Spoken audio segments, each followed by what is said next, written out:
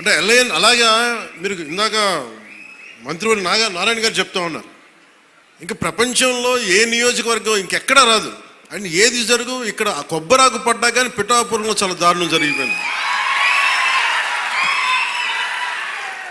ఒక తాటాకు అక్కడ ఉన్న తాటాకు ఊడిపడిపోతే అమ్మా చాలా దారుణం జరిగిపోయింది. మరి గత ప్రభుత్వ నాయకులను అడగండి, వాళ్ళ నియోజకవర్గం అసలు న్యూస్ ఉంటుందా, ఏం జరుగుతుందో కూడా తెలియదు మీకు. పిఠాపురంలో చిన్న చెట్టు మీద వాళ్ళున్న పక్షి ఈక పడినా కానీ అయ్యా బాబోయ్ పక్షి పడి. అంటే ఇది ఎవరిస్తున్నారు మీకు బలం? ఎవరిస్తున్నారు? మీరిస్తున్నారు. చెడు వార్తలకి మీరిస్తున్నారు బలం.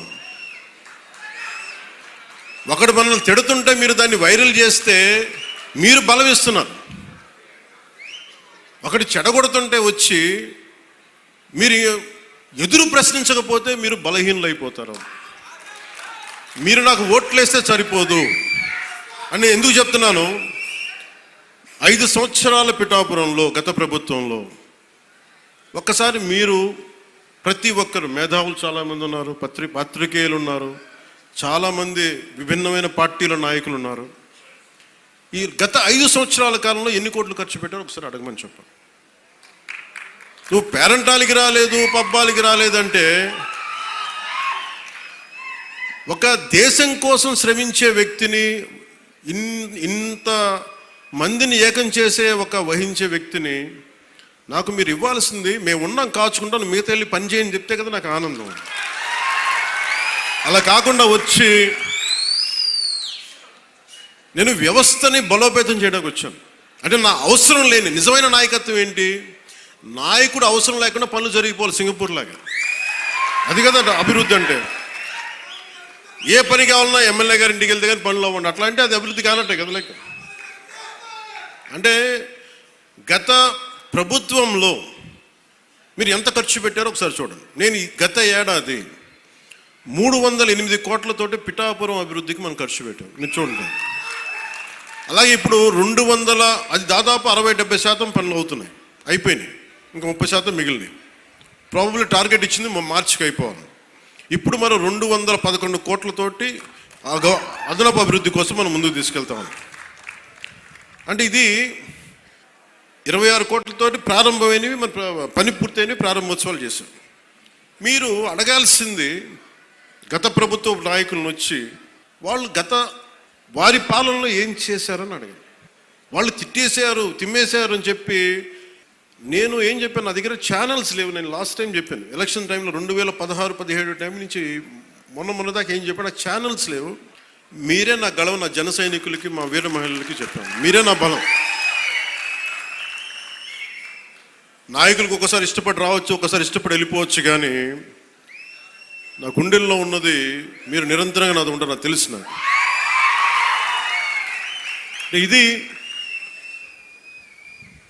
మీరు బయట నుంచి వచ్చి దేనికి పడినా సరే, ఒక స్కూల్లో 2 చిన్నపిల్లలు కొట్టుకున్నా దాన్ని మీరు గొడవ చేసేద్దాం అనుకుంటే నేను ఏం చెప్పను దానికి?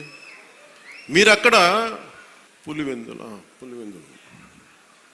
అక్కడ వాళ్ళ సొంత బాబాయ్ గారిని చంపినా కానీ అది న్యూస్ కాదు. ఇక్కడ ఇద్దరు బిడ్డలు ఉట్టినే కొట్టుకుంటాం, స్కూల్లో కొట్టుకోరా? నాయకులే కొట్టుకుంటున్నప్పుడు స్కూల్లో చిన్నపిల్లలు ఎందుకు మాట అనుకోరు? పెద్ద స్థాయి ఆలోచన పరిధుల నాయకులే మాట అనుకున్నప్పుడు చిన్నపిల్లలు ఏదో అనుకుంటారు, దాన్ని కులాలు పట్టుకొచ్చేస్తాం. మరి ఇదే మీరు అడగాల్సిన ప్రశ్న. మన జనసేన నాయకులు కూడా చెప్తున్నారు, కూటమి నాయకులు కూడా చెప్తున్నారు, పనిచేసే నాయకులు మీరు వెన్నంటి ఉండకపోతే, ఎలక్షన్లు అయిపోయింది మా పని అయిపోయింది అంటే, నేను నిజంగా అలా అనుకుని ఉంటే ఈ రోజున మీకు ఉప్పాడ ప్రొటెక్షన్ వాళ్ళు ముందుకు వెళ్ళదు చెప్తాను. మీరు ఇన్ని సంవత్సరాలు ఉన్నారు, ఎవరు తీసుకెళ్ళారు చెప్పండి? ఈజీగా మాట్లాడి సరిపోదు, అక్కడ నువ్వు కన్విన్స్ చేయాలి. ఎందుకని 100 ప్రాజెక్టులు ఉంటాయి స్టేట్ గవర్నమెంట్, ప్రయారిటీస్ ఎందుకు చేయాలి? ఇలాంటి 1053 కిలోమీటర్లు ఆంధ్రప్రదేశ్ మొత్తం ఉంటే, అలాంటిది మొత్తం గుజరాత్ నుంచి అన్ని తీర ప్రాంతాలు, బెంగాల్ అన్ని తీర ప్రాంతాలు, తమిళనాడు, కేరళ ఉంటే ఇలాంటి సముద్రపు కోత గురవుతూనే ఉంటాయి. కానీ మీకే ఎందుకు ఇవ్వాలి అని సెంట్రల్ గవర్నమెంట్ అడుగుద్ది. ప్రత్యేకత ఏంటి అని. అది మన కన్విన్సింగ్ ఆర్గ్యుమెంట్. ఎందుకు పనిచేస్తాయి? నువ్వు దేశ నిర్మాణం కోసం పనిచేసేవాడివి, మనుషుల్ని విడగొట్టేవాడివి కాదు, నిలబెట్టేవాడివి, అండగా ఉండేవాడివి. ఇన్ని చూసిన తర్వాత దానికి తోడు హేతువుగా చెప్పాలి, రేషనల్గా చెప్పాలి. ఎందుకు ఇది చేస్తున్నావు అంటే దానికి వాళ్ళు ఆలోచించి లేదు ఇది బాగుందని చెప్తారు. ఇంత కష్టం ఒకటి అచీవ్ చేయటం. 1 కోటి రూపాయలు మీరు చాలాసేపు ఈ మధ్యన చూస్తున్నారు. డోలీ ప్రాంతాల్లో పిఎం జన్మన్ పథకం కింద ఒక 40 మంది ఉంటారు. 1 కోటి రూపాయలతో మనం ఒక 4,000 మంది 5,000 మంది ఉన్న ఒక పంచాయతీ ఖర్చు పెట్టడం వేరు.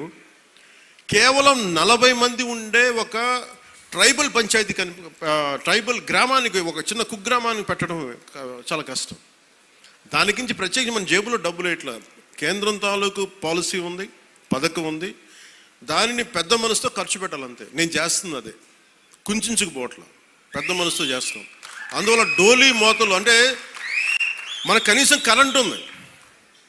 కరెంటు లేని గ్రామం ఒకటి అలలాడుతుంటే ఒక్క మాట మన జన సైనికులు కానీ మనం పంపిస్తే ఆ గ్రామానికి కరెంట్ వచ్చింది 70 ఇన్ని సంవత్సరాలు. అంటే ఇవన్నీ ఎందుకు చెప్తున్నానంటే నేను కేవలం ఒకదానికే పరిమితం అయిపోతే నా శక్తిని మీరు చంపేసినట్టు వాళ్ళు అయిపోతారు.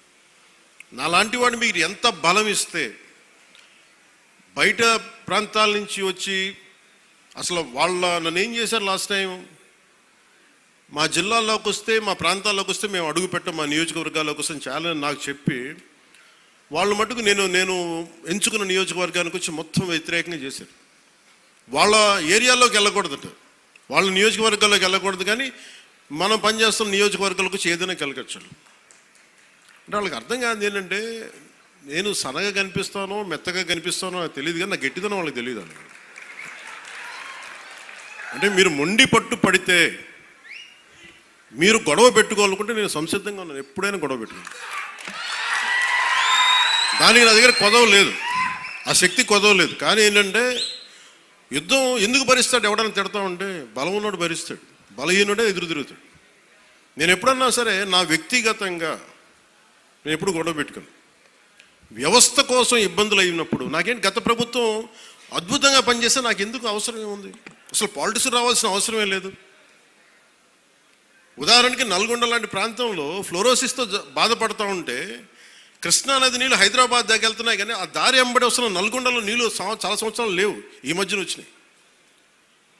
అక్కడ మనుషులు ఈ మన ఫ్లోరోసిస్ తోటి చిన్న బిడ్డలు వంగిపోయి మంచానికి ఉంటే అది బాధ కలుగుతుంది. ప్రభుత్వాలు ఏం చేయట్లేదు. అలాంటి అనేకమైన సంఘటనలు కోకొల్లలుగా జరిగితే అది నాకు బాధ్యతని పెంచి రాజకీయాల్లో మనం ఏదైనా చేద్దాం, ప్రయత్నం చేద్దాం. ఓడిపోవచ్చు గెలవచ్చు కానీ ప్రయత్నమే చేయకపోతే తప్పు కదా. అలాంటి సందర్భంలో నేను వచ్చాను పాలిటిక్స్కి. అలాంటిది నేను కింద పడ్డాను. మనోహర్ గారు మాట్లాడుతున్నారు, పుష్కర కాలం దాటింది నేను వచ్చి పాలిటిక్స్ 14 సంవత్సరాల పైన. ఎవరు తీసుకుంటారు? నాకు రాజకీయాలు, నాకు డబ్బు సంపాదన, నాకు డబ్బు సంపాదన, నేను బిగ్ యాక్టర్, నేను నెంబర్ 1 యాక్టర్ని కాదేమో, కానీ నా స్థాయిలో నేను బాగా డబ్బులు సంపాదించగలిగే యాక్టర్. ఓడిపోయినా కానీ, సినిమా ఫ్లాప్ అయినా కానీ డబ్బులు చేసుకునే కెపాసిటీ ఉంది నా సినిమాలకి. అది మీ అందరి అభిమానం, ప్రేమ వల్ల. మరి అలాంటి నేను ఎందుకు రావాలి రాజకీయాల్లో కంటే అది నా ఆవేదన, నా బాధ్యత. పాలిటిక్స్ నా బాధ్యత. అంటే ఎంతసేపు ధాన్యం పండించి దోచేసుకోవడం తప్ప తిరిగి ఇద్దామని గుణం లేకపోతే ఏమవుతుంది. అందుకని నేను ఏం నమ్ముతానంటే ఎంతో కొంత తిరిగి ఇవ్వాలి సమాజానికి. ఆ ప్రిన్సిపల్ నన్ను తీసుకొచ్చింది. ఇక డిప్యూటీ సీఎం పవన్ కళ్యాణ్ గారికి పనే ఉంది అసలు మామూలుగా ఆయనకి కాదండి. ఈ రాష్ట్రంలో కులాలు మతాలు రెచ్చగొట్టింది ఎవరు చెప్పండి? ఆంధ్రప్రదేశ్ రాష్ట్రంలో అసలు రాజకీయాల్లో కులం ఊసి తెచ్చింది ఎవరు? ఎరా మీ కులభావన కూడా లేదేరా, నన్ను గెలిపించుంటే బాగుండేది కదా, మన కులానికి సమ్మగా ఉండేది అని అడిగింది ఎవరు? మతం ఊసి ఎత్తేది ఎవరు? అంతకితం నేను బ్యాప్టిజం తీసుకున్నాను, నేను క్రిస్టియన్, నేను యేసుబాబుని నమ్ముతానని అంతకితం మాట్లాడింది ఎవరు? ఇప్పుడు మెట్లు కడిగింది ఎవరు? పసుపు పంచాను, పసుపు లుంగి వేసుకుని, పసుపు చొక్కా వేసుకుని. మతం రెచ్చగొడుతున్నది ఎవరు? కులం రెచ్చగొడుతున్నది ఎవరు? ఆయన ఊళ్ళో ఆయన సరిదిద్దుకోలేక, ఆయన కాపురం ఆయన చక్కదిద్దుకోలేక, ఇప్పుడు ఆయన పైమెన్ కమిటీ ఏది వేశాడు, దాంట్లోంచి ఒకటి పీకాడు. ఎందుకు పీకాడు చెప్పానండి. సరే ఎన్నొద్దు, ఆయన ఒక మాట మాట్లాడాడని అక్కడ దీనికి వచ్చేప్పుడు చెప్తున్నారు. మీరే నన్ను కాపు కాయాలంటున్నాడంట పిఠాపురం వాళ్ళని. సరే, పిఠాపురం వాళ్ళందరూ పవన్ కళ్యాణ్ గారిని కాపు కాయాలి. పవన్ కళ్యాణ్ గారేమో చంద్రబాబుని కాపు కాసేస్తాడు. ఆ కాపున వాళ్ళు కాసిన కాపు అంతా తెచ్చి చంద్రబాబు గారిని కాస్తాడు. ఈయన కాపు కాస్తాడు ఇక్కడ. మరి పిఠాపురంలో వాళ్ళ ఆస్తులు, వాళ్ళ ఇళ్ళు సముద్రం మింగేస్తంటే వాళ్ళని కాపు కాసేది ఎవడు? మందుల ఫ్యాక్టరీలోంచి విషాన్ని ఊర్ల మీద వదులుతుంటే వాటిని కాపు కాసేది ఎవడు? పిఠాపురంలో ఆడపిల్లల యొక్క మాన ప్రాణాలకి రక్షణ లేకపోతే వాళ్ళని కాపు కాసేది ఎవడు? చిన్న తగు వస్తే దళితుల్ని కుల బహిష్కరణ చేస్తే ఆ దళితుల్ని కాపు కాసేది ఎవడు? పవన్ కళ్యాణ్ గారి మాటలు ఇట్టా ఉంటాయి అనేది మీకు తెలుసు, నాకు తెలుసు. కాకపోతే ఏదోటి అతను ఇట్టా అన్నాడు కాబట్టి ఇట్టా అన్నాడు, మాటకు మాట ఇయ్యాలి కాబట్టి ఇవన్నీ అడగటం తప్పితే అంతే కదా.